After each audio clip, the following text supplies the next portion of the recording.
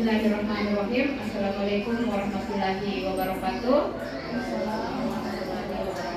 Yang saya banggakan teman-teman guru SD Negeri 60 yang walaupun sudah siang hari ini siswa sudah pulang, tetapi masih bersemangat untuk mengikuti kegiatan aksi nyata modul 1.4 tentang budaya positif.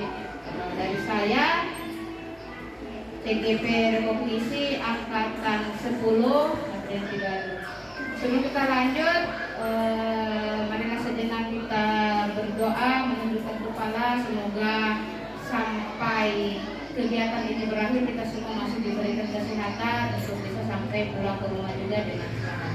Doa dimulai. Doa selesai. Ya, Bapak Ibu, tentang budaya positif ini merupakan tugas kami sebagai CGP di dalam modul 1.4, dan karena kita mempunyai komunitas belajar SD Negeri 60, kita rakaikan dengan pertemuan rutin dari komunitas belajar kita. Jadi nanti muara dari kegiatan ini akan ada sertifikat komunitas belajar bernilai 4 poin seperti itu. Akan ditandatangani oleh kepala sekolah sebagai penanggung jawab dan saya sebagai fasilitator guru penggerak. Bapak Ibu, kita langsung saja di materi berikutnya. Konsep utama modul budaya positif. Jadi di dalam modul 1.4 yang kami harapkan Bapak Ibu nanti ada juga yang mengikuti guru penggerak yang sudah minimal 5 tahun. Ada di Dapodik dan punya SK pembagian tugas, mau dia honor, mau PNS, mau P3K, itu semua bisa mengikuti guru penggerak. Dengan mengikuti guru penggerak ini harapannya sudah punya sertifikat guru penggerak, Bapak Ibu nanti tinggal menyelesaikan aksi-aksi nyata saja dan ujian untuk bisa mendapatkan sertifikat pendidik. Begitu penyampaian terakhirnya. Jadi nanti semua melalui LMS. Akan beda Bapak Ibu yang sudah lulus guru penggerak, ibu-ibu yang sudah lulus penggerak dengan yang belum mengikuti guru penggerak. Jadi kalau yang belum ada panggilannya, nanti kalau terbuka untuk angkatan 12, silakan daftar. Karena ini sudah pengumuman angkatan 11, di sekolah kita ini belum ada lagi yang lulus untuk mengikuti pendidikan guru penggerak. Jadi di dalam modul budaya positif itu yang pertama ada perubahan paradigma belajar, kemudian yang kedua disiplin positif, dan yang ketiga kebutuhan dasar manusia, keempat motivasi yang melandasi perilaku manusia, kemudian kelima posisi kontrol, yang keenam keyakinan kelas, dan yang terakhir segitiga restitusi. Sebelum kita lanjut, mungkin karena Bapak Ibu ini sudah siang, jadi kita ice breaking dulu sejenak. Silakan ibu-ibu berdiri. Oke, berdiri dulu. Oke. Kemudian lakukan permainan sedikit. Permainannya itu lagu, jadi dengan gayanya. Lagu yang sering kita nyanyikan di kelas 2. Mungkin Bu Ros masih ingat yang nama-nama buahan? Watermelon. Oke. Ya, silakan nanti dipimpin oleh Ibu Ros. Baiknya mungkin bisa kasih Bu Ros. Ayo, dengan gayanya. Watermelon. Oke. Oke, nanti kita yang gayakan ya, Bu Ros yang pimpin. Ayo. Watermelon, watermelon, papaya, papaya, banana, banana, banana, banana, tomato. Oke, Bu Ros yang pimpin. Yang bagus suaranya ya. Kalau saya agak serak-serak, becek. Apalagi becek, serak-serak banjir. Oke, silakan Bu Ros. Kita mulai. Watermelon, watermelon, papaya, papaya, banana, banana, banana, banana, tomato, tomato. Oke, kita ulang lagi satu kali. 1, 2, 3. Watermelon, watermelon, papaya, papaya, banana, banana, banana, banana, tomato.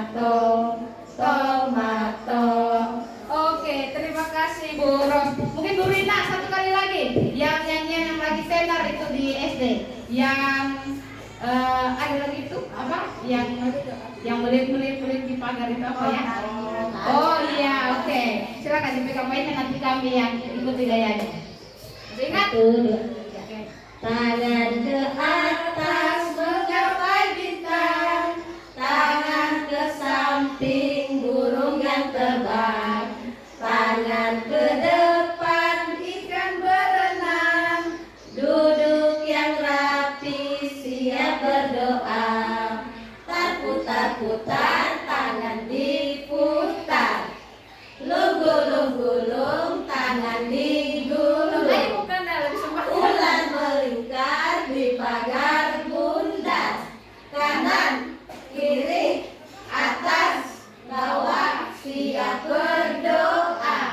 Satu jari kanan, satu jari kiri, gabung menjadi dua. Waktu buat jembatan panjang, dua jari kanan, dua jari kiri, gabung menjadi empat. Ku buat kamera cekrek, tiga jari kanan, tiga jari kiri, ku gabung menjadi enam. Ku buat menara tinggi, empat jari kanan, empat jari kiri, ku gabung menjadi delapan. Ku buat telinga kelinci, lima jari kanan, lima jari kiri, ku gabung menjadi 10. Ku siap berdoa.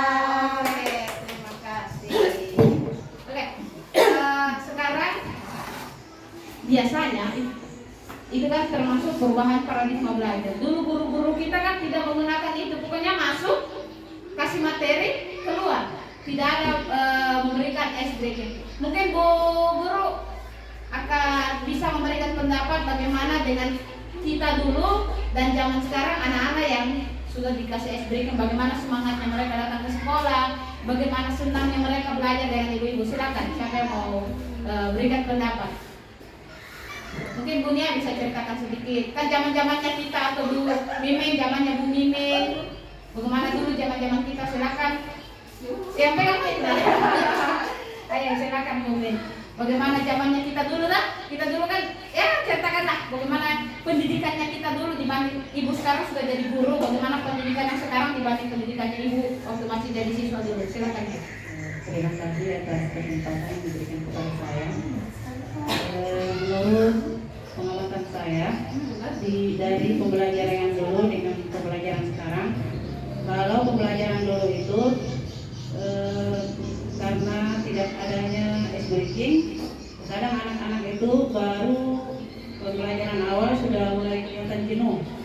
Sedangkan pembelajaran sekarang karena selalu diawali dengan ice breaking, anak-anak itu selalu ceria, tidak ada kejenuhan, kebosanan untuk belajar. Oke, itu dari Bu Miming. Terima kasih yang kelas 3 tuh. Bagaimana kalau yang dari kelas yang lebih tinggi, kelas 4 misalnya? Kan beda ya, anak kelas 1, 2, 3 memang kan tujuannya hobinya mereka bermain. Sedangkan anak kelas 4 kan sudah peralihan untuk ke kalau menurut teori PAC mereka sudah mulai mau ke konsep mengkonkretkan sesuatu seperti itu. Nah, kalau kelas 1 ke 3 walaupun sampai kelas 6 memang sebenarnya masih tahap abstrak, tapi kan kelas 4 itu biasa disebut kelas peralihan. Seperti kelas 1 kan kelas peralihan dari PAUD ke kelas 1 ke SD. Sementara kelas 4 kan peralihan dari kelas 3 tadi yang biasa disebut kelas bawah atau kelas rendah seperti itu. Silakan Bu Nia dari kelas 4. Pengalamannya apakah masih diberikan ice breaking seperti dicontohkan tadi kelas 1 2 atau bagaimana Bu Nia? Terima kasih atas kesempatan yang diberikan. Untuk di kelas 4 masih kami berikan SDG hanya kami pilihkan. Karena jujur kalau terlalu seperti anak kelas 1 toh, mereka juga agak gimana nih? Kayak dulu jangan itu, kayak anak kelas 1 saja. Jadi kan kita yang kan sekarang sudah banyak tuh contoh-contoh SDG di YouTube yang bisa kita ikuti. Jadi begitu. Jadi menyesuaikan ice breaking juga kesimpulannya menyesuaikan dengan usia Iya, peserta. menyesuaikan juga. Karena kan biasa apalagi kalau kelas 5, 6 udah malu-malu itu kalau Iya. tangan ke atas begitu atau gimana tuh. Saya juga di kelas 6 ice breakingnya itu mereka lebih senang ya Iya. bumi bulat. Iya. Gitu. Gitu. Oke. Terima kasih. Oke, terima kasih.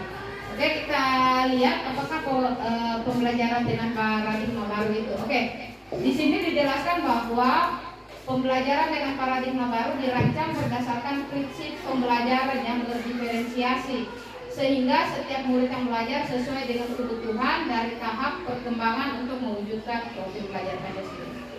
Profil pelajar Pancasila ini kan kalau kita mau berikan kepada anak-anak dengan membacakan itu kan mereka lupa. Jadi biasa saya itu mendengar dari TikTok atau media sosial lain ada lagu profil pelajar Pancasila untuk mereka lebih cepat. Mungkin cepat menghafal. Mungkin ada ibu-ibu yang tahu masih ingat lagunya? Yang Ibu Mimin kan pernah ajarkan di kelas. Oh, coba silakan Bu Rina, coba dicontohkan lagunya supaya mungkin Bu Ros masih ingat. Yang lagunya. Iya, ini kan ada poinnya ya. Ini kan mulai ya. Dari sini. Belajar Pancasila, beriman dan bertakwa pada Tuhan Yang Esa, dan berakhlak mulia, berkebinekaan global, gotong royong mandiri, kreatif dan bernalar kritis. Oke, kalau begitu di sini saya punya kertas warna-warni. Silakan ibu-ibu tuliskan salah satu saja. Terserah Bu Ros misalnya mau pilih beriman dan bertakwa, Bu Nia misalnya mau pilih mandiri. Silakan dituliskan pertanyaan, nanti teman yang di sebelahnya yang jawab terkait dengan salah satu dari profil pelajar Pancasila yang diinginkan. Siswa mandiri seperti apa? Silakan berikan pertanyaan tentang mandiri atau gotong royong. Silakan. Nanti kita tukar nanti. Bro suka warna apa? Semarang tadi jawabannya. Jadi kita hijau semuanya. Silakan nanti kita tukar sebentar. Nanti teman yang jawab pertanyaannya. Silakan. Nanti ada. Silakan nanti ditukar. Bukan guru agama, silakan ditulis pertanyaannya. Ada lagi. Silakan. Nanti tuliskan pertanyaannya. Nanti sebentar ditukar untuk saling memberikan jawaban atas pertanyaan yang diberikan. Iya. Pertanyaan apa terkait? Terkait 5 itu. Apakah mau tuliskan pertanyaan bagaimana contoh siswa yang mandiri berdasarkan profil pelajaran Pancasila, atau bagaimana sebagai guru untuk meningkatkan gotong royong di dalam kelas? Pokoknya menyangkut profil pelajar Pancasila.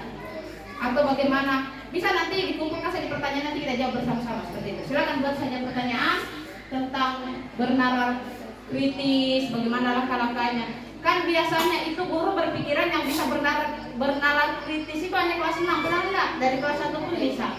Apakah Bapak Ibu Ibu mau menanyakan contohnya bagaimana cara pembelajarannya? Silakan.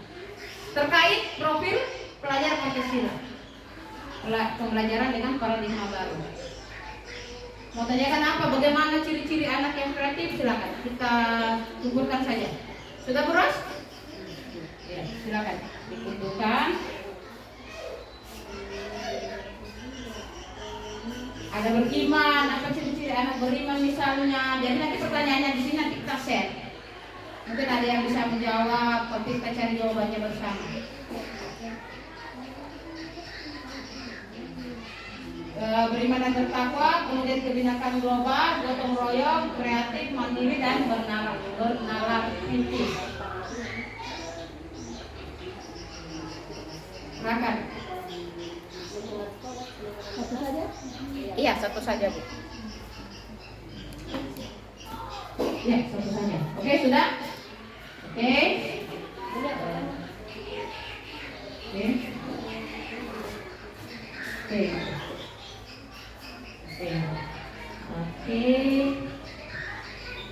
Oke, ini ada pertanyaan menarik ya. Oh, menarik semua pertanyaannya. Kita simpan dulu. Jadi kita sharing. Pengalamannya kan beda-beda ya. Bu Kana berpengalaman sebagai guru agama sudah berapa tahun Bu Kana? 20 tahun lebih ya? Belum. Oh belum. 2015 ketegangan 2015. awalnya 2007 sampai 2014. Tapi basicnya Ibu Kana kan di Sarjana Agama memang ya. Kalau Bros berapa tahun Bros dari perjalanannya sampai sini? 17 tahun. Wih, ibarat kata kalau 17 tahun itu sudah remaja ya. Sudah mencapai dewasa. Berarti muridnya Bu Ros ini sudah mungkin murid-murid pertamanya sudah banyak yang menikah ini Bu Ros. Sudah bercucu. Bu Ros ini kalau secara pendidikan ini sudah punya cucu karena anak-anak didiknya ini sudah bercucu. Kalau saya ini baru sekitar 10 tahunan lah. Oke. Sudah Bu Ri? Terima kasih.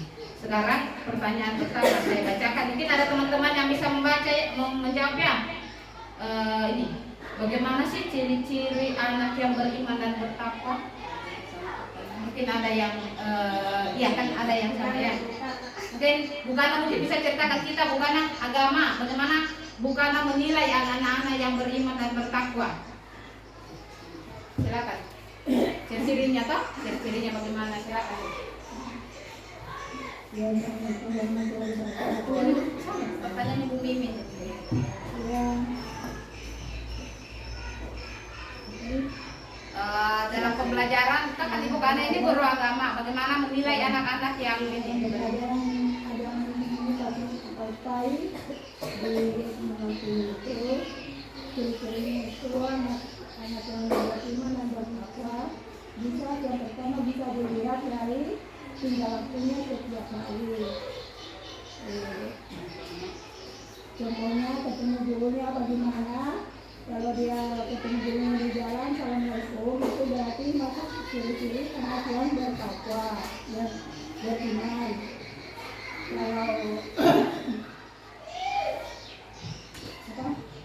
Kalau ada kegiatan pengajian atau PPH, dia selalu ikut, dia ikut mengaji. Mungkin salaman termasuk. Ya, salam sama ibu gurunya juga, salaman kalau pulang dari masuk ke kelas atau pulang, dia salaman sama ibu gurunya. Terus, makanya sebenarnya banyak. Kira-kira mungkin ada tadi. Oke. Terima kasih Bu Kan. Mungkin ada yang bisa tambahkan kira-kira seperti apa? Kalau dari kelas 1 2 misalnya anak-anak yang beriman dan bertakwa itu seperti apa? Kalau kita lihat Bu. Mungkin Bu Mimin mungkin ada pendapat selain dari perilakunya. Ada tambahan sedikit untuk ciri-ciri anak yang beriman dan bertakwa itu seperti sebelum kegiatan belajar dimulai kan biasanya itu dimulai dengan doa. Kadang kita guru selalu menunjuk untuk kepada siswa yang mau memimpin, tapi ada juga siswa yang tidak mau. Ada juga terus ketika kita menunjuk si A dan mau, berarti di situ kita bisa menilai bahwa anak tersebut untuk keimanan dan ketakwaannya itu ada. Ya, saya kira itu saja. Oke, terima kasih Bu Mimin dan Bu Kan. Biasanya ini ada nggak dikasih tugas-tugas anak-anak biasanya diingatkan dalam sholat Jumat atau kebetulan ibu guru lewat terus lihat dia sholat, bisa nggak dijadikan juga tolak ukur seperti itu? Ya, bisa. Oke, dari pertanyaan berikutnya, bagaimana guru bisa membuat siswa menjadi kreatif? Biasanya ini guru-guru kreatif yang bisa jawab. Bagaimana Bu Ros? Pengalamannya Bu Ros supaya anak-anak itu bisa kreatif. Kan saya lihat di kelasnya banyak hiasan-hiasan itu. Apa sih yang Ibu Bu Ros berikan kepada anak-anak sampai mereka bisa menjadi kreatif? Silakan mic-nya. Bagaimana trik-triknya ya? Karena biasanya anak kalau kita beri tugas susah mereka untuk mengumpulkan tugas. Jadi trik-triknya Bu Ros itu bagaimana? Apakah ada kerjasama dengan orang tua atau bagaimana? Silakan. Terima kasih yang diberikan kepada saya. Ya, biasanya kita bekerja sama dengan orang tua siswa. Kita memberikan semacam tugas yang berbentuk seperti apa namanya? Kolase. Ya. Dari situ kemudian mereka berkreasi sendiri. Nah, jadi biasa saya bilang kalau bisa jangan sama seperti ini. Jadi usahakan dia berbentuk yang lain. Berarti dikasih contoh dulu, mereka bebas nanti bisa Iya. ditiru dari YouTube, dari Google itu boleh. Iya. Mungkin ada yang lain kalau pengalamannya kelas-kelas yang lain kalau mau kreatif bagaimana? Oke, oh berarti pertanyaan dunia ya. Kalau di saya di kelas 6 yang pernah saya lakukan itu kan kita sharing ini sesi sharingnya. Kalau di kelas 6 saya sama seperti Bu Ros. Biasanya saya bebaskan mereka mencari di YouTube apa. Yang penting kita kalau untuk supaya mereka kreatif kita berikan tema. Kita guru hanya menentukan tema. Misalnya temanya kalian buat itu akuarium laut. Terserah mereka mau pakai bahan apa. Mereka mau buat akuarium isinya gurita semua kayak isinya mau ubur-ubur atau isinya ikan nemo-nemo, ikan paus, itu kan kreasi dari anak-anak. Yang penting kita menunjukkan bahwa bahan dan alatnya bebas, menggunakan gabus. Itu menarik, saya pernah lakukan itu. Mereka membuat akuarium dari kardus, terus dilapisi pakai plastik bening atas dan depannya. Di dalamnya mereka buat ornamen-ornamen laut. Jadi ketika dipajang di dalam kelas, dikasih lampu itu seperti akuarium, padahal itu hanya terbuat dari kardus dan barang bekas. Itu bebas. Mereka yang temukan sendiri, dia nyebut bagaimana kalau kita bikin akuarium. Itu kalau di daerah, kan saya pernah di Wakatobi, mereka di laut. Jadi kalau untuk di Tobi Meita ini mungkin bisa mau bikin perkebunan ubi atau apa, bisa kita buat seperti itu. Oke? Kemudian ada pertanyaan berikutnya. Bagaimana sikap gotong royong yang diterapkan di lingkungan sekolah? Oh, berarti kita sekarang saatnya menilai kita sendiri bagaimana gotong royongnya di lingkungan. Silakan, siapa yang mau menjawab pertanyaan ini? Bunia. Ya kita harus bagi mic semua. Jadi kan ini supaya tidak mengantuk. Kalau cuma saya berbicara sebentar, apa ini sudah jam berapa sudah mengantuk? Silakan Bunia. Terima kasih atas kesempatan yang diberikan. Soalnya tadi apa ya? Bagaimana menciptakan gotong royong? Iya. Gimana cara kita menciptakan gotong royong? Contohnya dalam kelas ya. Kita sebagai guru harus menanamkan pada siswa kita bagaimana itu sikap gotong royong. Contoh pada saat membersihkan kelas, kita ajarkan mereka harus saling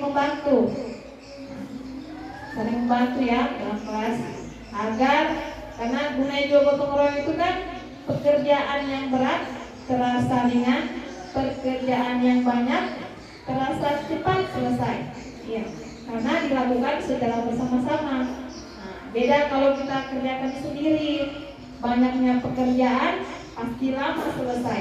Tetapi kalau kita gotong royong, apapun kita mau kerjakan sebanyak apapun itu pasti selesai, cepat selesai, dan biasanya itu sama-sama selesai. Iya, sama-sama selesai. Nah, kalau menurut saya begitu. Oke.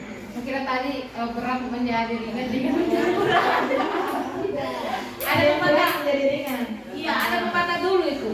Berat sama dipikul, ringan sama di ternyata guru-guru lama itu masih kan. Anak-anak sekarang mungkin tidak tahu lagi tuh ungkapan-ungkapan. Cuma memang saya pernah lihat di pelajaran kelas 3 yang di Aku Bumi ini itu masih ada ungkapan. Kayak mata hati, apalagi buat tangan, iya masih ada pelajaran. Tapi mungkin peribahasa sudah tidak ada lagi ya? Atau ada masih ada peribahasa? Masih ada peribahasa. Jadi apa contoh biasanya peribahasanya, Bu Ros? Kalau kita dulu kan bagaikan air di daun keladi. Pasak daripada tiang. Oh masih ada? Pertanyaan terakhir, ini menarik. Bagaimana yang dimaksud contoh kreatif dan bernalar kritis? Kreatif tadi mungkin sudah dijelaskan oleh Bu Ros. Sekarang bernalar kritis. Jadi anak-anak itu bernalar kritis itu ketika mereka bisa menyelesaikan tugas-tugas yang kita hanya memberikan panduan seadanya. Jadi, seperti soal-soal esai itu. Jadi jangan soal esainya kita sebutkan, tuliskan. Kalau kita menuliskan soal bagaimana, otomatis pemikiran mereka akan terpancing menjelaskan rentetan peristiwa. Itu yang dinamakan bernalar kritis.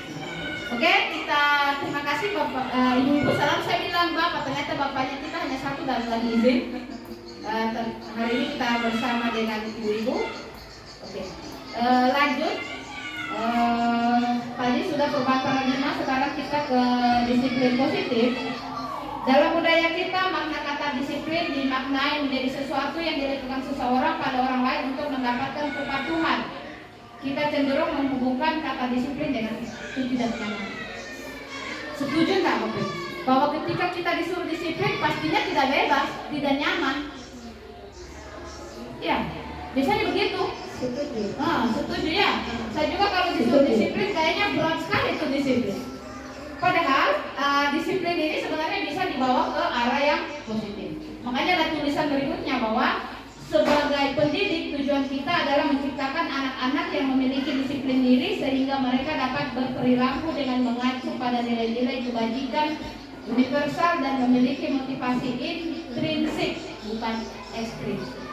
Motivasi intrinsik itu dari dalam dirinya, bahwa saya harus melakukan ini, sementara motivasi ekstrinsik itu dari luar, kecuali disuruh baru dia melakukan. Lanjut. Disiplin positif merupakan salah satu cara penerapan disiplin yang bertujuan untuk menumbuhkan kesadaran serta memberdayakan anak untuk melakukan sesuatu tanpa sogokan, ancaman maupun hukuman. Oke, kita lanjut. Itu ternyata disiplin positif yang muncul pada slide yang pertama itu, bahwa salah satu cara penerapan disiplin yang bertujuan untuk menumbuhkan kesadaran. Sadar diri dulu. Berarti kita berusaha, motivasinya itu berasal dari diri anak. Oke. Sekarang kebutuhan dasar manusia. Kebutuhan dasar manusia itu ada 5, yaitu kebutuhan bertahan hidup. Apa saja sih kebutuhan bertahan hidup? Kebutuhan bertahan hidup jelas makan, minum, pakaian, tempat tinggal, pangan. Kalau istilahnya dulu kita pangan, sandang, dan papan. Oke. Kemudian kebutuhan atas kasih sayang dan rasa diterima. Jadi anak-anak kita itu kadang juga perlu ada beberapa yang perlu dielus itu. Kalau untuk kelas rendah, kalau kelas tinggi ya kita sudah, kalau kayak saya kelas 6 sudah menjaga supaya tidak memegang yang bukan mahram, yang lain jenis. Karena biasa ada guru yang laki-laki berniat hanya mengelus misalnya kepalanya, tapi dia itu sudah masuk balik kelas 6, itu bisa juga dikasuskan ke hukum. Jadi kita menghindari saja memberikan rasa kasih sayang yang seperti itu. Kemudian rasa diterima. Rasa diterima itu siswanya kita, oh guru udah senang sama saya. Ibu dia kalau dia masuk di kelas udah senyum sama saya. Tapi kalau ketika anak-anak itu lagi kita kumpul tugas, kemudian dia berkerumun, bilang, pindah sana, pergi sana kamu. Itu sudah, dia itu sudah tidak ada rasa diterimanya, berarti kita tidak menerima dia. Kemudian penguasaan. Penguasaan itu bukan dalam makna dia kuasa, ibu gurunya berhak dia suruh-suruh. Tetapi, ibu guru itu milikku, ibu guru itu wali kelasku, bisa saya minta tolong sama ibu guru. Itu berarti ada rasa penguasaan. Kemudian yang keempat itu kebebasan. Kebebasan anak-anak, kayak tadi Bu Ros contohnya. Anak-anak bebas menentukan temanya, kemudian bebas menentukan warnanya. Kadang itu ada guru yang mengajar hanya ceramah terus. Anak-anak itu maunya bebas, maunya dikasih juga kerja kelompok seperti tadi ibu-ibu menulis. Anak-anak juga itu maunya begitu, jadi tidak mengantuk, tidak monoton, guru saja yang menjelaskan. Makanya sekarang guru-guru sekarang itu punya senjata ini, kertas-kertas begini. Jadi ini dikasih ke anak, disuruh menuliskan apa sih keinginan mereka tentang pembelajaran hari ini, mereka tulis seperti itu. Kemudian kesenangan, sama kita juga mau senang. Anak-anak sama dengan kita, pribadi yang sama. Jadi semua manusia itu punya 5 kebutuhan dasar. Mau dia anak-anak, mau dia orang tua, semua ada kebutuhan dasarnya yang tidak bisa terlepas. Seperti itu. Kemudian kita masuk ke ini tadi, motivasi perilaku manusia. Motivasi merupakan dorongan yang timbul pada diri seseorang secara sadar atau tidak sadar untuk melakukan suatu tindakan dengan tujuan tertentu. Jadi misalnya yang pertama, ada motivasinya menghindari ketidaknyamanan dan hukuman. Murid datang tepat waktu itu karena dia takut dihukum. Itu berarti dia hanya memiliki motivasi ekstrinsik. Karena ibu guru sudah bilang ini hukumannya kalau kamu terlambat 3 hari berturut-turut. Nah, jadinya seperti itu. Dia hanya punya motivasi ekstrinsik. Kemudian motivasi yang kedua, mendapatkan imbalan atau penghargaan dari orang lain. Murid melakukan disiplin karena ia ingin dipuji, ingin dikasih bintang. Kalau masih TK itu kan ada bukunya itu ada bintang-bintangnya. Itu ternyata tidak efektif karena dia hanya motivasi ekstrinsik. Cuma dia mengejar bintang-bintang. Ketika gurunya berganti dan tidak memberikan bintang, misalnya kejadian misalnya di kelas 2. Kalau Bu Ros yang mengajar, yang rapi berbaris, semua saya kasih bintang. Pas Bu Ros berhalangan yang masuk Pak Ahmad. Pak Ahmad tidak tahu bahwa anak-anak itu harus dikasih bintang. Akhirnya apa? Kacau barisannya misalnya seperti itu. Karena mereka itu bukan karena kesadaran diri, tetapi karena ada hadiah dari Bu Ros. Kemudian menjadi orang yang mereka inginkan dan menghargai diri sendiri dengan nilai-nilai yang harus dipercaya. Inilah yang kita harapkan tadi, bahwa mereka memiliki motivasi intrinsik, motivasi dalam diri bahwa mereka melakukan sesuatu karena sadar bahwa kalau dia tidak rapi berbaris, dia dorong-dorongan pasti akan ada yang jatuh, terbentur luka. Jadi dia sadar diri, oh kalau saya tidak rapi, tambah lama masuk di kelas karena tidak rapi-rapi juga barisannya. Oke. Konsep identitas, konsep disiplin dengan identitas yang gagal. Hukuman itu, semua hukuman itu pasti menyakitkan. Coba Bapak Ibu ingat, Ibu ingat, renungkan dulu. Pernah dihukum enggak sama gurunya dulu? Atau orang tuanya? Apakah rasa-rasa itu ada di dalam dirinya Ibu guru kalau dihukum? Sakit hati kan? Tidak nyaman, takut, hukuman itu memaksa, dipaksa kita. Coba kalau kita terlambat, apa korelasinya dulu kita terlambat baru disuruh menulis saya tidak akan terlambat lagi 200 kata. Tidak ada korelasinya, itu adalah paksaan. Jadi tidak boleh kita hukum siswa dengan cara seperti itu. Kemudian murid menyembunyikan kesalahan. Pasti tahu waktu sembunyi, tidak akan diceritakan bila habis buat kesalahan, tidak akan. Kemudian murid menjadi rendah diri karena sering dihukum, dia menjadi takut, rendah diri. Bagaimana kalau penghargaan? Penghargaan tadi, misalnya kayak teori yang tadi saya ceritakan, guru harus kasih bintang-bintang. Penghargaan tidak efektif karena mereka hanya datang tepat waktu karena dihargai, hanya dikasih bintang, dikasih permen, itu tidak efektif. Kemudian merusak hubungan sifat diri.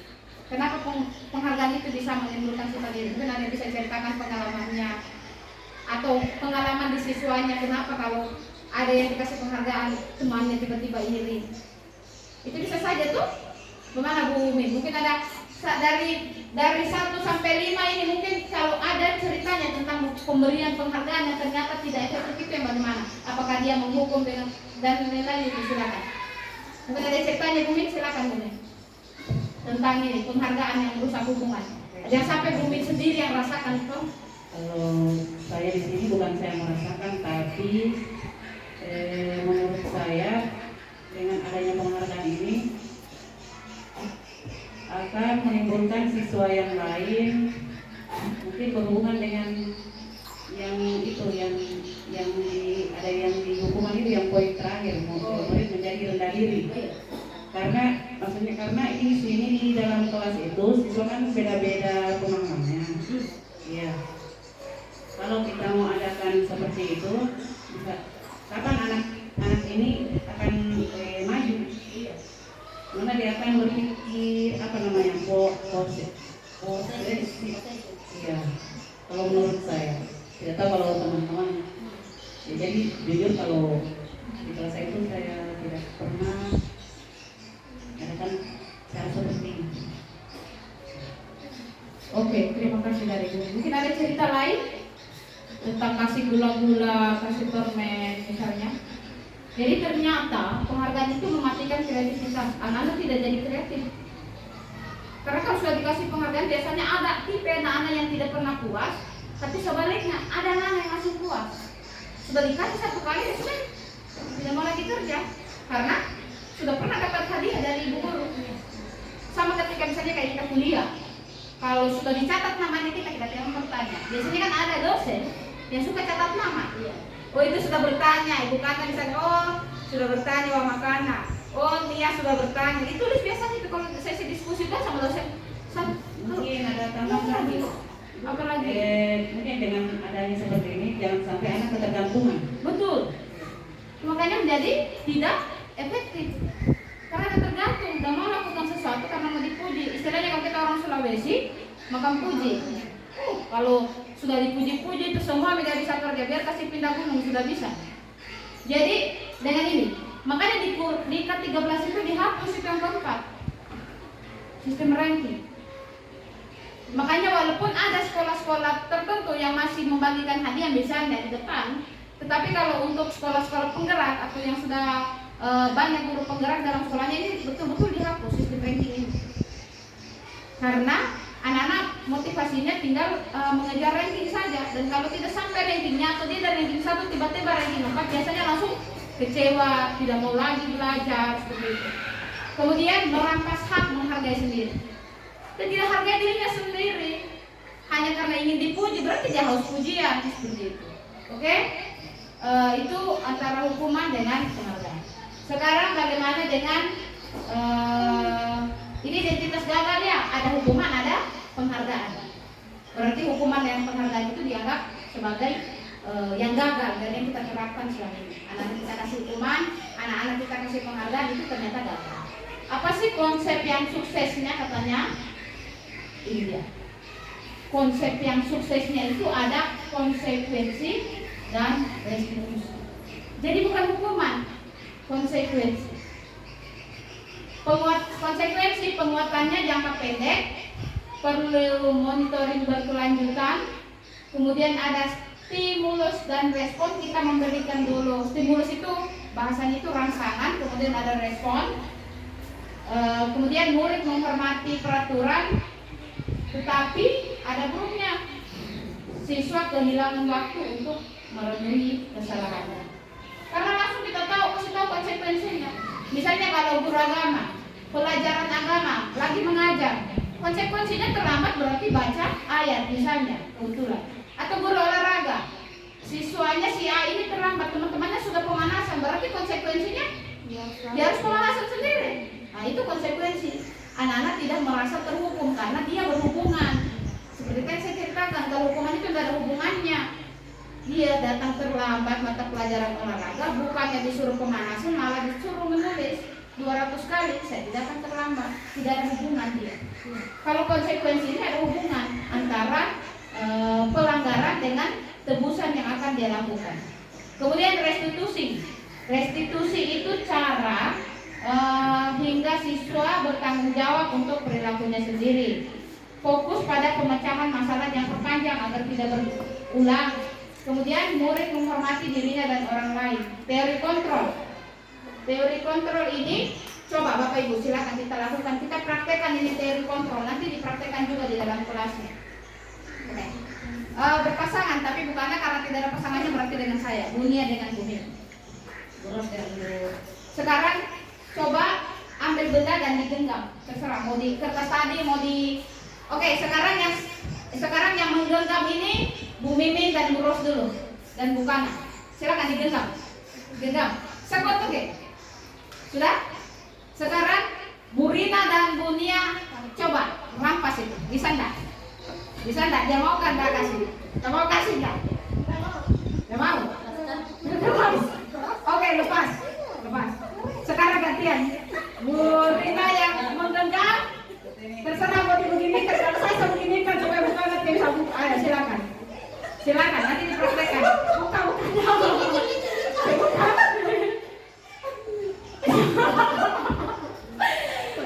Oke, bisa enggak? Oke. Itu biasanya praktek itu bisa dipraktekkan ya. Itu praktek teori kontrol. Iya. Sampai pertanyaan pertama. Bu Ros tadi menggenggam, Bu Mimin, Bu Ros bukan itu miliar pertama memegang sesuatu. Siapa yang punya kuasa untuk mempertahankan benda itu? Kita sendiri kan? Tiba-tiba ada penguasa lain mencoba merampas apa yang kita miliki tadi. Bu yang mereka pertama kasih tidak? Bu Rina dengan Bu Nia sama saya kasih tidak? Tidak kan? Mempertahankan. Itulah yang dimaksud teori kontrol, yang bisa memberikan motivasi pada dirinya kita sendiri, yang bisa meningkatkan kemampuannya kita sendiri hanya kita. Tidak ada itu pengaruh-pengaruh dari luar. Pokoknya makanya ini dibilang pertahankan disiplin, pertahankan apa yang kita punya. Sama dia mempertahankan agamanya, kita mempertahankan. Ini suka genggam ini. Biar saya akan suruh bukan, saya tidak akan berikan. Karena itu adalah teori kontrol saya sendiri yang pegang, diriku sendiri. Seperti itu. Jadi anak-anak harus paham bahwa walaupun ibu guru bercocok tiap hari, tidak akan berubah. Kan saya dan muridnya kita hobi terlambat, hari-hari terlambat. Biar kasihan bu, kita hukum atau kita kasih konsekuensi tiap hari, tidak akan berubah. Karena dia punya kontrol dirinya sendiri. Saya yang bangun, saya yang pakaian, bukan ibu guru yang kasih mandi saya. Jadi itulah dia dinamakan teori kontrol. Jadi siswa ini harus tahu dia. Siswa kan punya teori kontrol, kita juga punya sementara nanti. Bagaimana guru bisa mengontrol. Kemudian murid bersemangat memperbaiki kesalahan. Setelah kita lakukan restitusi, nanti muridnya kita semangat itu untuk memperbaiki kesalahan.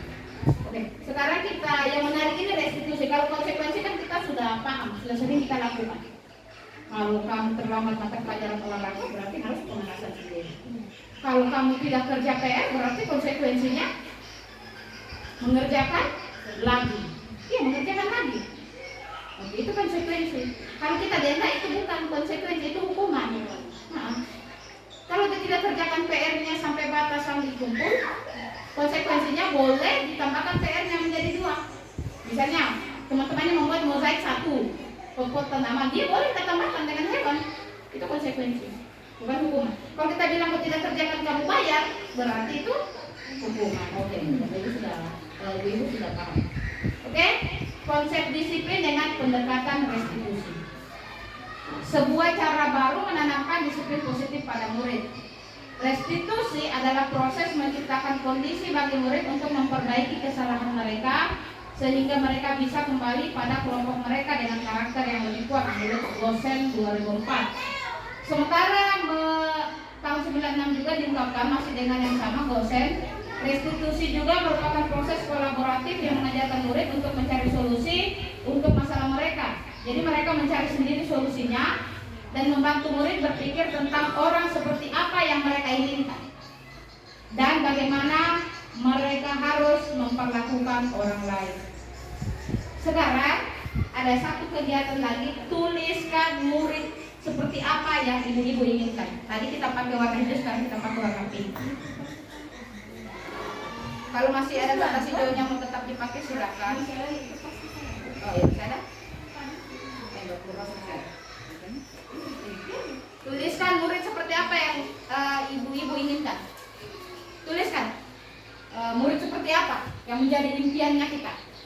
Mau satu impiannya, mau banyak, mau berapa, silakan nanti kita bacakan bersama-sama dan kira-kira bagaimana untuk mencapai murid yang kita inginkan tersebut.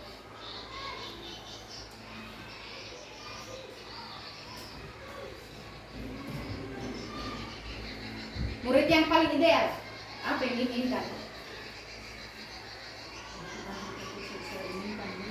Iya, saya menginginkan murid yang bagaimana? Silakan. Nah, nanti bisa diterapkan sama anaknya, cucunya. Oh, ini ternyata guru-guru itu menginginkan murid yang ideal yang seperti ini. Silakan.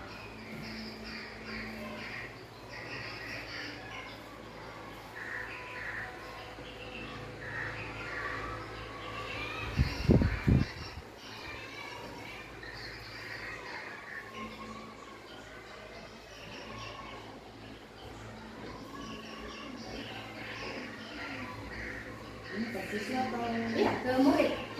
Kita inginkan muridnya kita seperti apa? Apakah murid yang tidak pernah terlambat, murid yang berpakaian rapi, iya, kita harap kita punya siswa seperti apa?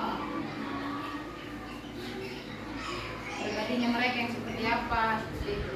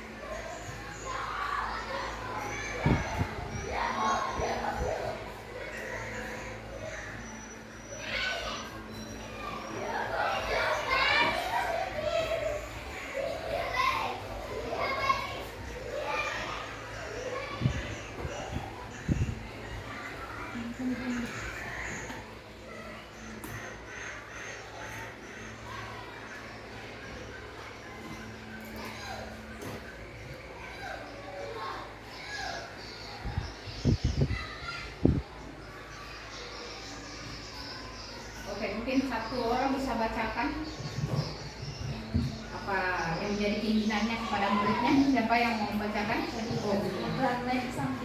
Oke, silakan Bunya. Bagaimana murid yang diinginkan? Iya, oke, terima kasih atas kesempatan yang diberikan. Sebenarnya kalau menurut saya sendiri, saya itu tidak menginginkan murid yang pintar, tetapi saya itu mau dan ingin sekali punya murid yang disiplin, kemudian dia rajin ke sekolah, dan yang paling penting itu dia mendengar nasihat dan arahan dari kami guru-gurunya, dengan yang paling utama itu kedua orang tuanya. Itu menurut saya. Terima kasih Bunya. Mungkin ada yang lain yang mau menyampaikan? Coba baiknya.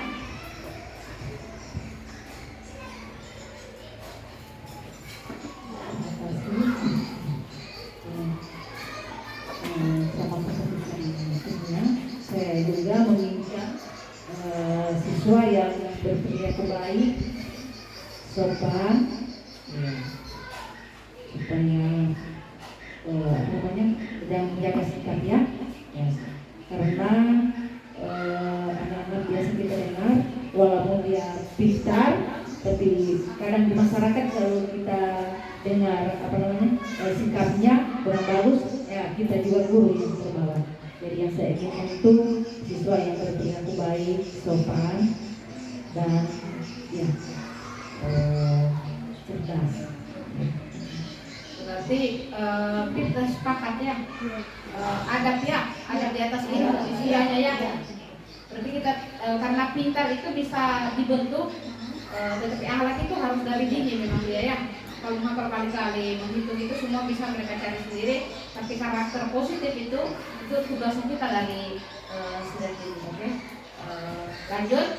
Terima kasih ibu-ibu, nanti saya kumpulkan sebentar pendapat ibu-ibu, saya akan dokumentasikan. Oke, sekarang tadi kita sudah bahas tentang hukuman, konsekuensi, dan restitusi. Ternyata perbedaannya di sini. Murid kita, dan mungkin di kelas bapak ibu juga ada. Kalau di kelas ada ya. Murid sering tidak mengerjakan PR atau kuliah. Coba kita lihat. Kalau hukuman itu hukuman, tidak nyambung. Dia tidak kerja PR. Coba hukuman apa yang dikasih gurunya? Berdiri hormat bendera selama 10 menit. Nggak nyambung. Guru marah dan murid menjadi takut. Itu contohnya.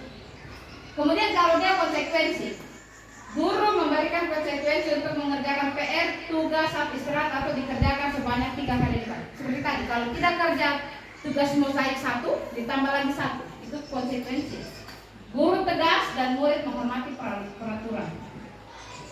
Kalau hukuman gurunya marah-marah, cukup pergi hormat dulu ke yang benar, tapi sebelumnya dia marah-marah dulu. Kemudian restitusi. Oh, kalau restitusi dia berbeda. Dia tanyakan dulu, kenapa kamu tidak kerjakan PR-mu, apa alasannya. Jadi muridnya menjadi terbuka, gurunya juga terbuka, murid menjadi menghormati dirinya dan orang lain. Oh, menghormati orang lain itu, oh teman-temanku kerja, masa saya tidak kerja? Jadi dia dikembalikan ke kelompoknya dengan posisi dia sudah merasa bersalah, tapi dia akan memperbaiki kesalahan dengan kesadarannya sendiri, bukan kita yang marah-marah. Itu dia. Sekarang kita lihat, apa sih tadi kan sudah ada kita pelajari dari kontrol, bahwa kita yang pegang sendiri kontrol atas dirinya kita.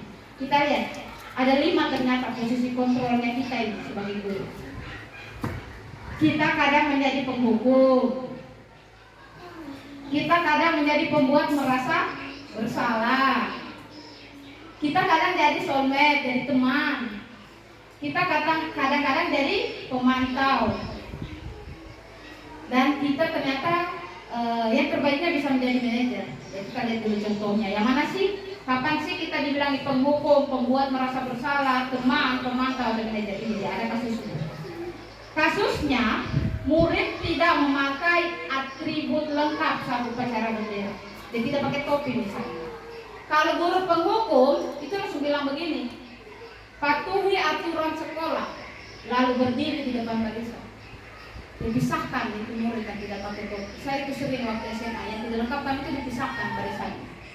Kemudian pembuat merasa bersalah, kayak gurunya ini yang korban. dan si rasa bersalah betul muridnya. Berapa kali ibu guru harus kasih tahu kamu, ibu guru kecewa, kasihan sama kamu, kenapa kamu tidak bisa itu?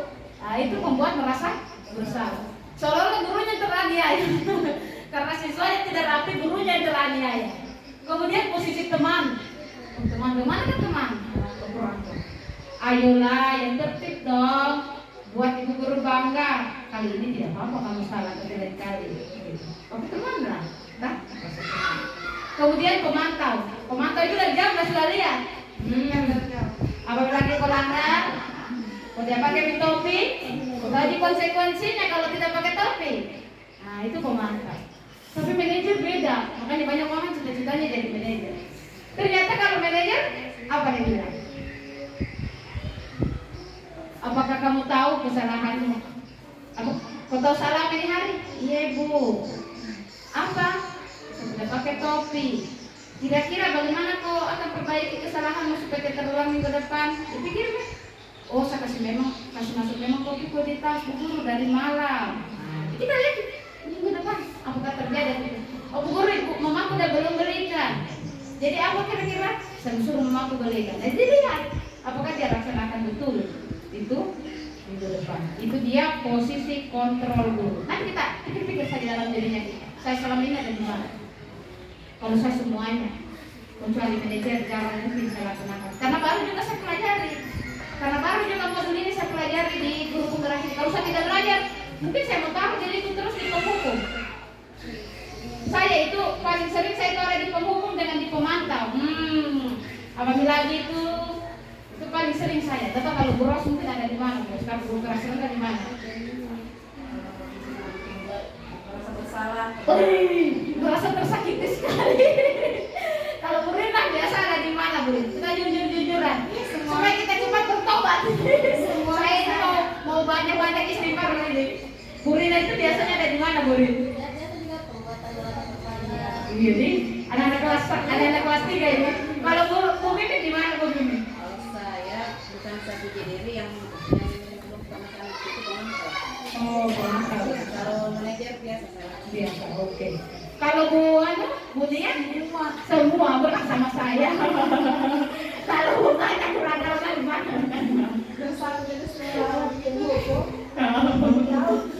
Saya pun mengakui Bu, saya juga biasa penghukum. Ibu bisa lihat. Jadi setelah saya belajar modul ini, saya sudah mau istighfar sampai bertobat. Supaya setidaknya saya ada di sini di teman dan kita ngejar saja ya Allah. Cuma kekurangannya kalau kita jadi teman ini, kalau SD mungkin masih tetap akan hargai kita. Tapi kalau SMA kita anggap sebagai teman, oh makin bisa, aku tidak akan hargai kita. Ini bagusnya kita ada di manajer ya. Paling bagusnya itu kita ada di manajer. Selama ini hanya pemantau dan penghukum deh. Oh keluar kamu. Jadi ternyata sesuai ini pendidikan di grup penggerak ini saya banyak bertobat banyak istighfar. Ya Allah selama ini kalau jangan kerja PR, kamu tidak kerja PR 10 nomor besok menjadi 20 nomor. Ternyata saya ada di situ. Oke. Keyakinan kelas. Pertanyaannya, mengapa keyakinan kelas bukan tata tertib atau peraturan kelas? Sekarang kita lihat pertanyaan nomor 1. Mengapa kita memiliki peraturan tentang penggunaan helm pada saat mengendarai kendaraan roda 2 atau 1? Murina, kenapa kira-kira? Silakan Pak Mas. Terima kasih. Sesuai yang kalau kita mau lihat di jalan kan kita harus menggunakan helm. Konsekuensinya kalau kita jatuh kepala kita duluannya bocor. Kedua ada polisi yang menghilang di jalan. Berarti kalau Bu Rina itu kan dia itu ada 2 motivasinya. Satu dari dalam dirinya tidak usah jatuh saat bocor kepala. Keduanya karena aturan takut dia. Oke, iya tepat sekali Bu Rina ya. Saya setuju juga dengan pendapatnya Bu Rina bahwa memiliki peraturan tentang penggunaan helm itu yang pertama supaya kita terhindar dari cedera yang serius. Kita hati-hati tapi orang lain belum tentu hati-hati. Kalau nomor 2, mengapa pada saat zaman corona itu, zaman COVID-19 kita harus kita dikasih peraturan tentang menggunakan masker dan mencuci tangan. Siapa yang alami itu zaman corona? Mungkin bisa kasih pendapat. Boros, kenapa itu? Kenapa harus ada peraturan yang seperti itu? Pada saat COVID kita disuruh menggunakan masker, Ya. cuci tangan, pemakaian masker supaya kita tidak dengan virus yang ini, ya tidak tertular oleh virus COVID. Kemudian pada saat kita mencuci tangan, jadi setelah tangan kita dicuci, berarti tangan kita steril. Ya. Terima kasih. Berarti dengan melakukan pakai helm, mencuci tangan dan masker itu berarti kita punya keyakinan bahwa kita bisa terhindar dari bahaya. Seperti itu. Oke. Tadi saya sudah memasukkan contoh tentang waktu awal tahun. Jadi nanti kenapa kita bawakan materi ini sekarang? Karena harapannya guru-guru kelas nanti bisa membuat kegiatan ini pada saat awal tahun. Kan siswanya nanti kan pasti berganti. Siswanya berganti. Oke, kita lihat contohnya. Jadi guru-guru di semua kelas itu bisa membuat keyakinan kelas dari kelas 1 bahkan. Kalau kelas 1 belum bisa menulis di kertas itu bisa kita pakai mereka bicara. Jadi yang pertama, langkah pertama itu ibu-ibu tuliskan dulu di papan kosong. Keyakinan kelas, kemudian jelaskan. Keyakinan kelas itu seperti aturan yang berjalan di kelas, tetapi bukan ibu guru yang tentukan, kalian. Dan kita menggunakan kata-kata positif. Jangan bilang misalnya jangan ribut di dalam kelas. Berarti kalau diganti kata positif, kelas harus tenang, seperti itu. Jadi kita yang arahkan murid, biarkan mereka menuliskan apa yang kayak seperti tadi. Keinginan-keinginan ibu-ibu kepada anaknya seperti apa? Sama. Mereka menuliskan keinginan-keinginan mereka apa yang akan ada di dalam kelas. Ini ada proses menuliskan. Ketika mereka menuliskan keinginan itu gambar yang kedua itu ada. Kemudian mereka menempel apa-apa yang sudah mereka tuliskan. Setelah itu apa tugasnya guru? Tugasnya guru mengklasifikasi atau mengumpulkan dari kertas-kertas yang tadi itu apa saja keinginan mereka untuk keyakinan kelas. Kita bisa memodifikasi kalimatnya supaya lebih indah atau menambah, misalnya ada yang mereka belum tuliskan, tapi kalau kita menambah kita harus minta persetujuannya mereka. Setuju nggak kalau kita tambah? Jadi harapan saya nanti ketika naik kelas, nanti ibu-ibu nanti siswanya naik kelas atau mengalami perpindahan kelas, nanti siswanya jangan lagi disuruh membuat aturan kelas. Tidak ada lagi tata tertib kelas. Yang ditempel di kelasnya ibu-ibu itu sudah keyakinan kelas. Sekarang kita lihat tadi bagaimana cara mengklasifikasikan. Kita lihat sebentar.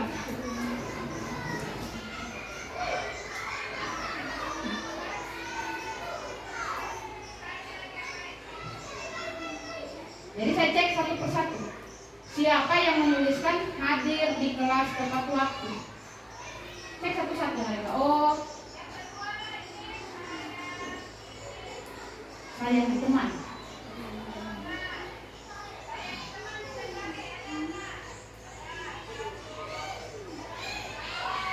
Ternyata mereka mayoritas menuliskan itu, saya di teman.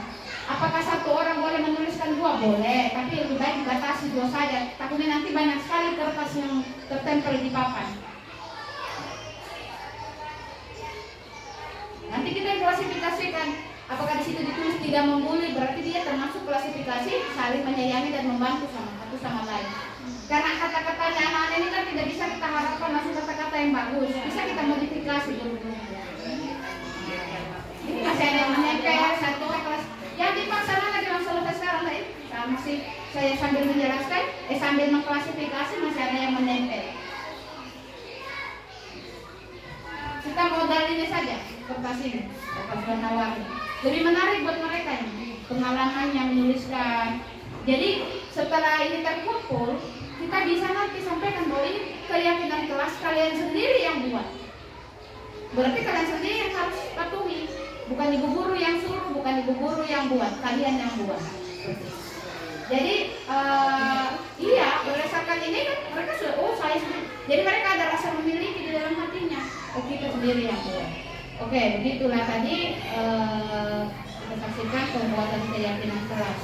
Jadi nanti janjikan mereka bahwa setelah keyakinan kelas ini selesai akan ditempel di kelas untuk diingat bersama-sama. Apa keyakinan kelasnya?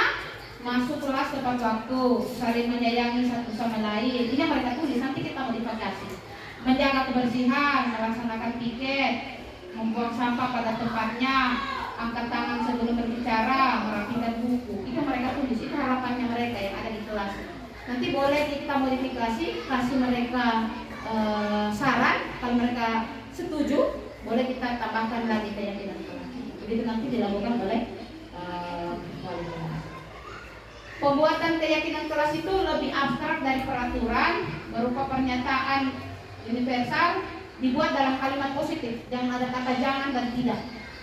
Kemudian sedikit saja hanya 7 dan pendek-pendek kata-katanya, supaya mereka ingat. Kalau misalnya ada menghargai guru, boleh silakan ditambahkan, tapi pendek-pendek saja kata-katanya.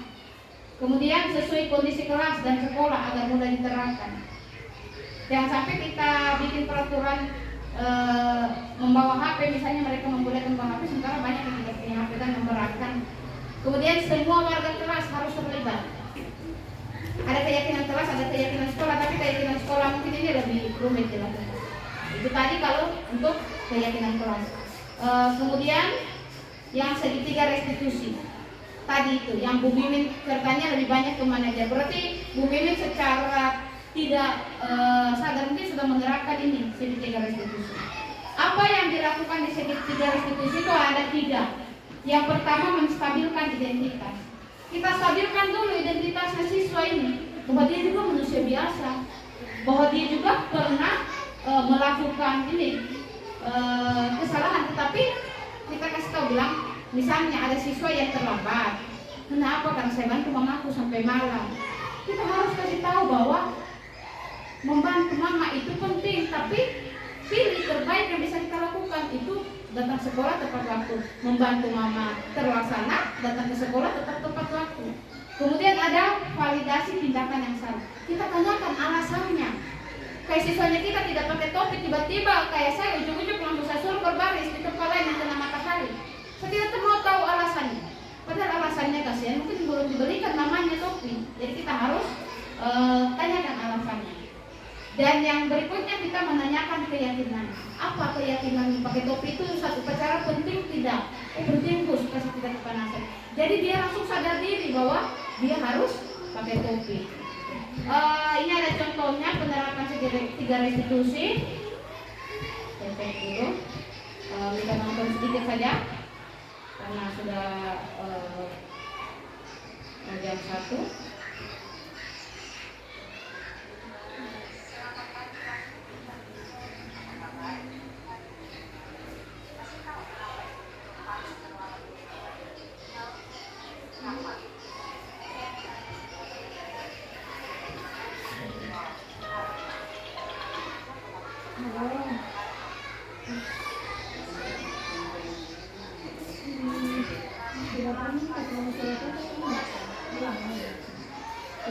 Dari contoh di sini kita boleh jadi manajer, tapi tidak boleh terlalu pemalu.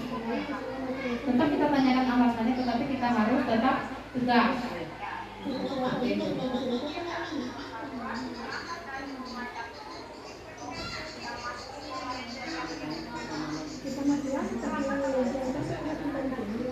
Iya, jadi dia sadar diri bahwa dia terlambat.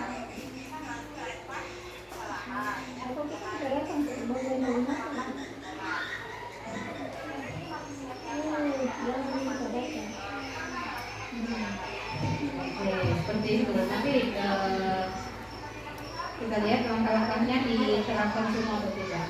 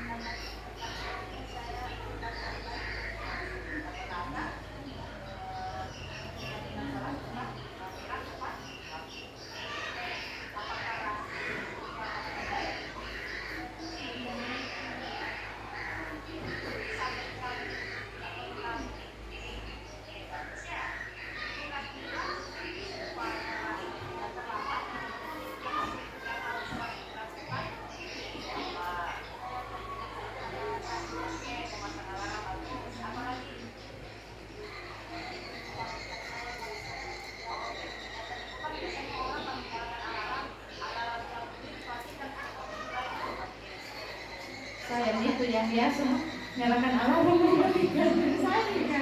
Makanya alarm tuh sampai 5 Bu.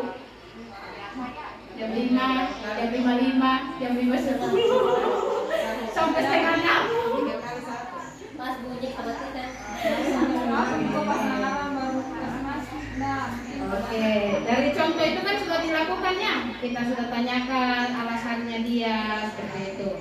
Oke, terima sudah dilihat. Ada 2 contoh sebenarnya tapi kita cukup saja. Dalam menerapkan program disiplin positif, hendaknya guru memiliki standar kepribadian. Jadi dari kita sendiri pribadinya kita seperti apa, kemudian profesional dan sosial yang baik, di mana guru mampu berefleksi pada posisi kontrolnya saat ini. Bagaimana perjalanan dirinya sebagai seorang among, posisi manajer, yang menuntun murid-murid menjadi insan yang mandiri, merdeka, dan bertanggung jawab. Itu ternyata dasarnya dari standar nasional pendidikan.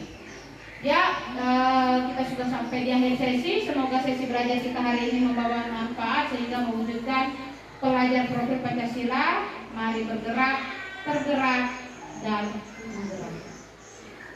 Di sini mungkin ada yang bertukar posisi. Jadi kita merasa tergerak dulu, dan kalau ibu-ibu itu suka bikin kue pasti ingat TBM. Saya waktu bawa materi itu mereka selalu tertukar-tukar. Jadi saya sampaikan bahwa ibu-ibu kalau suka bikin kue ingat saja bahwa kalau guru penggerak itu dia TBM. Dia TBM, pokoknya ingat saja TBM kalau bikin kue. Jadi dia merasa dulu tergerak dalam hatinya. Setelah dia punya niat, dia bergerak. Setelah dia bergerak, baru dia bisa gerakan orang. Kayak saya bisa berbagi hari ini dengan ibu guru kan sudah tergerak dalam hati saya. Kita guru penggerak. Setelah saya ikut, saya belajar ada ilmu yang saya dapat gitu. Ternyata selama ini saya harus bertobat. Saya banyak-banyak jadi pemuka. Nah, jadi karena saya sudah jadi pemuka, sudah bertobat, saya sadari diri. Makanya saya juga berusaha menggerakkan orang yang ada di sekitar sekarang. Jadi kita tergerak dulu, baru kita bergerak, baru bisa kita menggerakkan. Kan tidak mungkin kita menggerakkan orang lain kalau kita sendiri tidak bergerak. Makanya waktu saya bawakan materi itu mereka tertawa karena saya bilang TBM. Tapi mungkin bapak ibu-ibu tidak tahu bikin kue. Saya yang tidak pernah bikin kue, saya tahu TBM. Nah, jadi tidak akan mungkin tertukar. Sarang guru penggerak, tergerak, bergerak, menggerakkan. Tidak akan mungkin tertukar karena sudah diingat. Tergerak, bergerak, menggerakkan. Oke, terima kasih ibu-ibu. Mungkin ada 1-2 pertanyaan, silakan sebelum kita tutup sesi ini. Dan foto-foto, kan kita belum foto-foto dari tadi. Oke, silakan ibu Lina. Assalamualaikum warahmatullahi wabarakatuh. Waalaikumsalam warahmatullahi wabarakatuh. Terima kasih atas kesempatan yang diberikan kepada saya. Lanjut saja yang ingin saya tanyakan. Berdasarkan motivasi perilaku manusia, masih banyak siswa di kelas saya yang melakukan sesuatu hanya untuk menghindari hukuman. Kira-kira apa yang bisa dilakukan guru agar siswa memiliki motivasi dari diri mereka sendiri? Terima kasih. Mungkin ada teman-teman yang bisa membantu bagaimana supaya anak-anak sendiri yang punya motivasi, bukan dari kita. Iya, ternyata Bu Mimin ini banyak sekali pengalaman keluar ya hari ini ya. Di video lagi, wah ternyata Bu Mimin ini akhirnya diam-diam selama ini ternyata penerapannya luar biasa. Oh, pertanyaannya Bu Mimin mau ya. Iya makanya. Saya juga ini termasuk junior dari banyak-banyak lain. Makanya ini kan bukan sharing ini, bukan saya berbagi, maksudnya menggurui, tidak. Ini kan saya bilang tadi sesi berbagi. Apa yang saya tidak tahu, saya dapat dari ibu-ibu gitu. Anak-anak kan selama ini hanya mau dapat penghargaan, hanya mau supaya saja dihukum karena kau potong rambut. Supaya dihukum saya Bu Mimin. Kira-kira apa untuk mengobati hal ini sama anak-anaknya kita? Kalau ditanya temannya, kenapa potong rambutnya? Supaya dunia dan tidak toka saya. Nah, kira-kira Bu Mimin tak pengalamannya atau bos pengalamannya terus senior apa yang kita lakukan? Cerita saja, nanti kita sharing sebentar. Supaya mereka tidak selama ini kan selalu itu. Supaya Bu Nira tidak hukum. Kenapa kerja PR Bos? Supaya Bu Nira tidak hukum saya. Atau supaya saya dikasih berdiri di depan, dikasih bintang-bintang. Itu kan motivasi ya, motivasi masih mendapat penghargaan saja. Kira-kira bagaimana obatnya kalau ada muridnya kita yang seperti itu ya? Pasti ada. Mungkin kita bisa diskusikan tak? Kalau dari saya, kalau ada siswa yang seperti itu, berarti kita bisa caranya kita restitusi, karena itu penyakit juga itu. Dia hanya mau melakukan sesuatu kalau ada hukuman atau imbalan.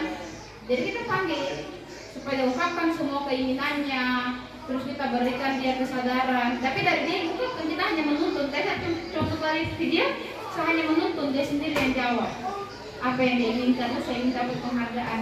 Memangnya kalau kamu sudah dapat penghargaan, apa yang bisa penghargaan itu, apa manfaatnya buat kamu? Kalau kamu cuma melakukan karena penghargaan, bagaimana suatu saat kalau pindah kelas, naik kelas dan guru tidak beri penghargaan, kalau tidak terlambat, atau guru tidak peduli, tidak memberi hukuman, kalau terlambat, sia-sianya kebiasaanmu selama ini sudah tercepat. Jadi itu kalau saya bisa berikan sama siswa. Jadi penghargaan itu mungkin satu lagi bisa kita ganti, mungkin kita pakai ucapan deh, tidak usah pakai benda. Silakan Bu, oke baik. Lebih jelas di video. Kalau saya itu biasa kan ada siswa yang biasa pelajaran sedang berlangsung, tapi ada siswa yang tidak betul-betul belajar, bahkan tidak mengerjakan tugas.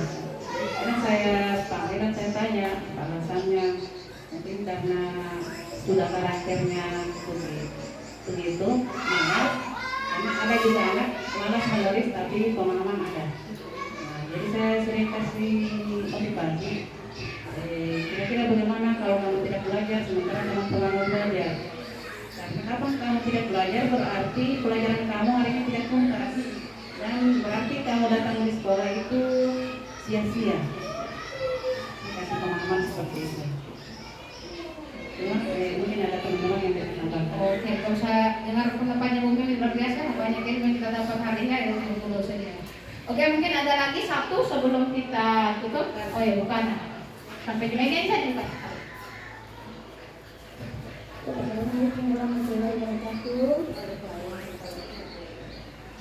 Tadi telah dijelaskan tentang kebutuhan dasar manusia. Apa manfaat yang diperoleh guru setelah mempelajari hal tersebut?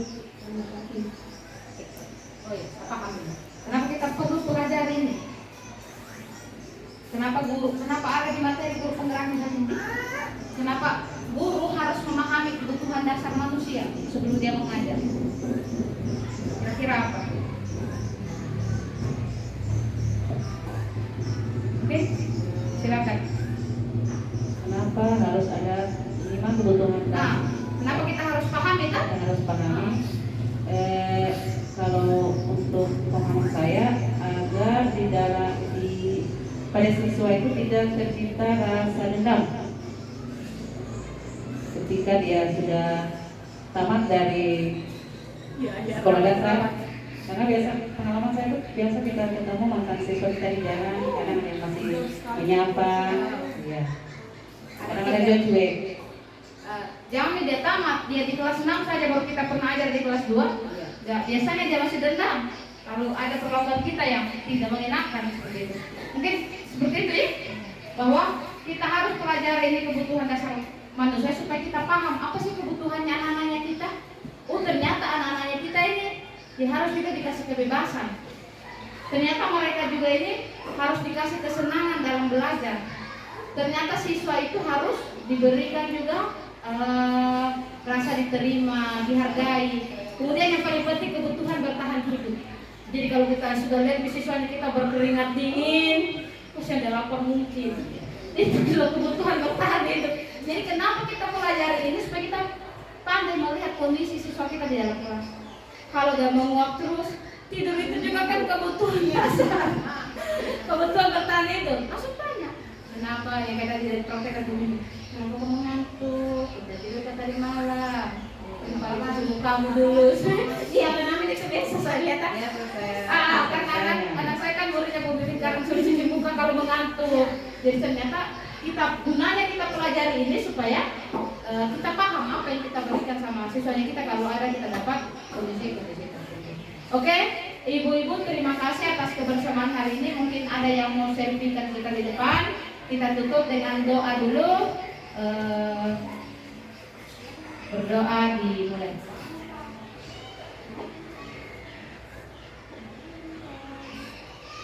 Berdoa selesai. Terima kasih Bapak Ibu, mungkin kita berikan tepuk tangan untuk kita yang masih semangat berenang bertahan sampai hampir jam 1. Mungkin ada yang mau selfie untuk kita bagikan di Facebook atau apa, silakan. Supaya dilihat ada bukti kegiatan kita hari ini.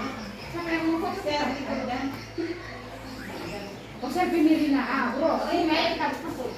Kita belakang itu. Bagus menghadap sana. Iya, bagus lah. Belakang itu. Sana. Iya, kita yang di belakangnya duluan loh. Dia masuk dulu ya. Iya, nggak apa-apa. Bisa aja.